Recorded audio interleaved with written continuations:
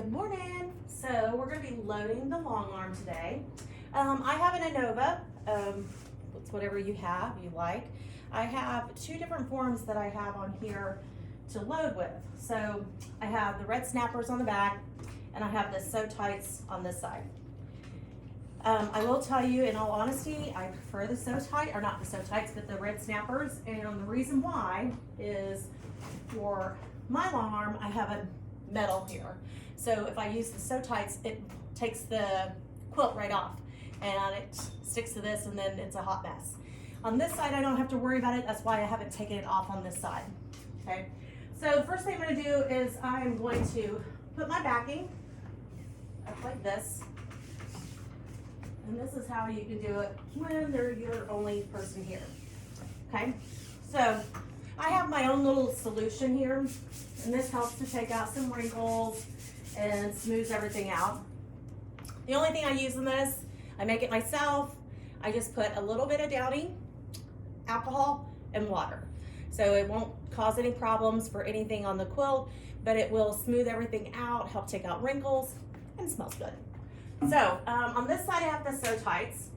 And what I'm going to do is I'm going to start at this very far end, and I'm going to put one in place. I'm going to go to the middle and put one in place, and then I'm going to go to the very end. So from there, I'm going to grab the rest of these guys, and I'm just going to pop them on here. There's little metal plates in there that I added onto the leader. So now we have this in place. So I'm going to roll, and as I roll, I want to smooth out any wrinkles or any gatherings. So we're just going to keep on rolling. So as we roll, I'm going to check the back side, because on the back side, I want to leave some space that I can put it on the back without having to pull too tight or make it not be the right position. So I'm just going to smooth this bad boy out. So this is a customer's quilt that they dropped off probably a week or so ago. And we're just getting it on here. So, and luckily, the color that she picked is the same color that I already had on the long arm, so I don't have to change that thread. Okay, I'm gonna move this out of the way. So now I'm gonna go around to the back of the machine. And as I go to the back of the machine, I'm gonna get my little red snappers out of here. And so this is my middle. I'm gonna take just right here, I'm gonna go straight down and straight up, and that's gonna mark right where I need to be. Now, if you are someone that you feel comfortable, you can. I actually have on here, if you can see, I actually put measuring tape on both sides. So you can actually say I'm at 60 and 60 or wherever you're at. So that way you are in the right spot. So we're gonna put one on the very far end to hold it in place. Now, you can put another small one down here, but I hold it in place and I go ahead and grab my large red snapper. You're gonna pull back on it. You should not press real hard on your machine. As you pull back, it'll just slide right in place. We'll move this small one out of the way, and it'll go all the way down. So again, with this one, till we get to the end. So I always make sure you get everything off your table.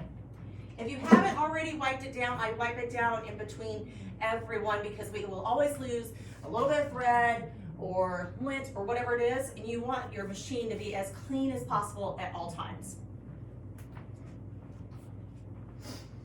So now I'm going to come back around here, and I want to make sure to roll this the rest of the way, and just keep making sure that it's nice and beautiful.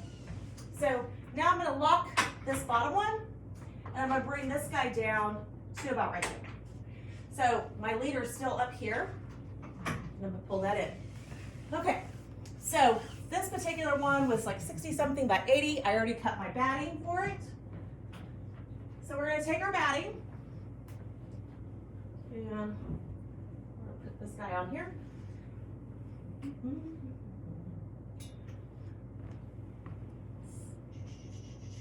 So I'm going to line my batting up, have it right at that bar, okay? Now, before I do anything else, I'm gonna come over here. I'm gonna put my little clamps on each side. Some people think, oh, why do you need those clamps? Well, there's a couple different reasons. You don't need them really tight.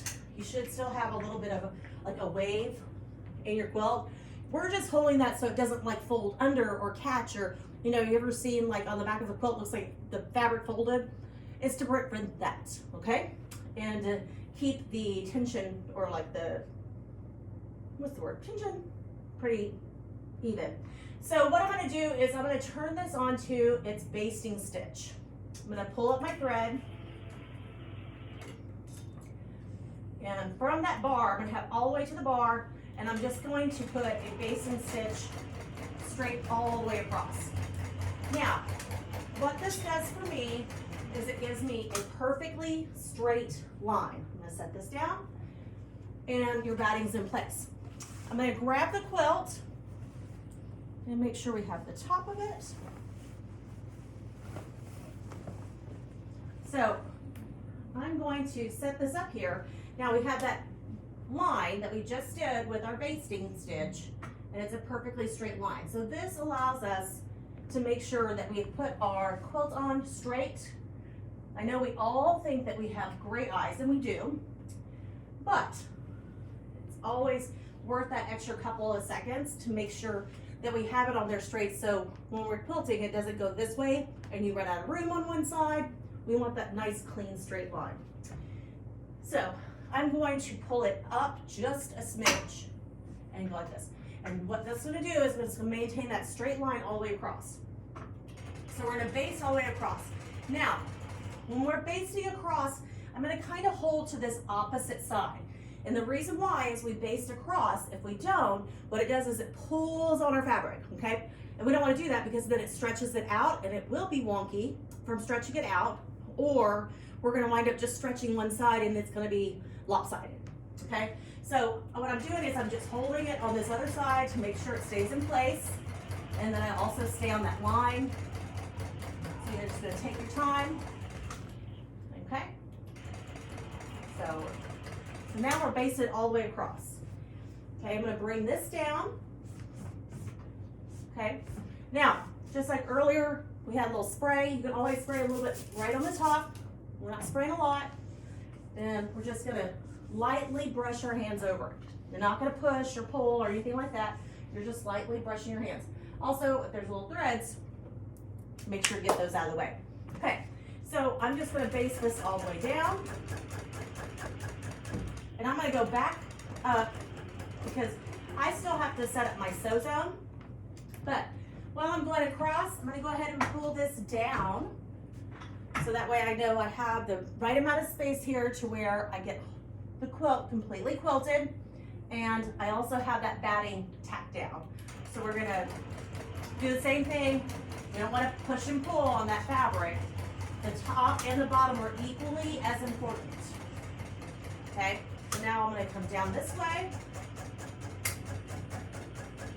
and I'm just going to come right back up. So now I'm going to come into my computer and I'm going to set the sew zone. Okay, let me try to turn you guys. Okay, if you have an ANOVA, you're going to, on this blue little box right here, you're going to collect your sew zone. So I'm over in the far right corner. That's where it's saying I can't go past this. This is my box. Okay, so I'm gonna press accept. I'm gonna grab this guy. Pull the stitch up so I'm not wasting a bunch of thread. Give me a second here. Over. So now I'm gonna come all the way back down to the other far corner. So as you see, I brought it all the way down to this far side. And I always go about 1 inch to 1.5 inches outside. And what that does is it helps for, like, as we're quilting, I know we want to be perfect, but perfect is kind of hard. Okay, so if the quilt is just a little over on this side or a little over on that side, we will get the entire thing quilted. So I'm going to press accept over here. Now we've created our sew zone. So I'm going to zoom this up. See this whole gray box right here? That is our sew zone. So I already knew, I think I just measured, I think it's 60 by 82. So I'm gonna put in here 60 by 82. I'm gonna click on OK. So you can see my gray area this is the part of the quilt that I can quilt on. So it's basically, in the computer, it's saying only from here to there and here to here is where I can quilt in. Anything outside of that, it is not gonna go. So this particular person, they picked Old Santa. So we're gonna click on Old Santa. Okay, I'm gonna pop you guys over here. All right, let's try to get that light out of there. So I'm looking up Old Santa and I have it right here. I'm gonna pull it into my pattern. So now I'm gonna pull it out here, okay? This is saying it's gonna be 14.9 inches from here to here and 19 inches from left to right. Okay, we wanna make sure, because some of the patterns are bigger than this area, and you have to be able to fit your pattern within that sew zone. So if this was a 22 inch, I would have to make it smaller in order for it to fit. So we're gonna go up to this little guy right here, this edge to edge sign, and I'm gonna say I wanna do it from edge to edge, okay? So basically I'm gonna fill the entire quilt with this pattern. So down here where the variance is, I want 2 inches outside of the whole thing, and I'm gonna show you why. So I'm gonna press generate edge, or generate. So see how there's this big, huge little section here? We don't want that. So I'm gonna come over here to the row gap and I'm gonna shrink that to where that lines up a little bit nicer together. So then we have this nice, clean line. All right, once we decided how we like it, we're gonna press on accept. Now, of course, we can't go outside the sew zone. Anything outside the sew zone, it will not let us continue. So we're gonna trim this guy up, okay? So I'm gonna click on my scissors and I'm gonna trim him. I'm gonna go right on the outside and the very, very top. So, all right. And then I'm just gonna drag this guy right on over here to the very end. And I'm gonna blow it up just to make sure I'm where I want to be. So see how it's yellow on one side? That's the part that it's gonna cut out. So we wanna invert that and then press accept. So now this is what we're gonna be quilting on this quilt, all right? So if I had 2 of them that would fit in this same section, I would link them together, but I do not. So this is how it's going to be. All right, always, before you do anything else, go up to your file and save your project. I do current quilt top and press save. And then it says, do you want to replace the old one? Yes, because I've already done with it. So now that we have all of those kind of goodies going on, we're gonna click on play. And it says I'm still in a basting mode, which is your basting stitch and you don't want to be in basting mode. I do 12 stitches per inch.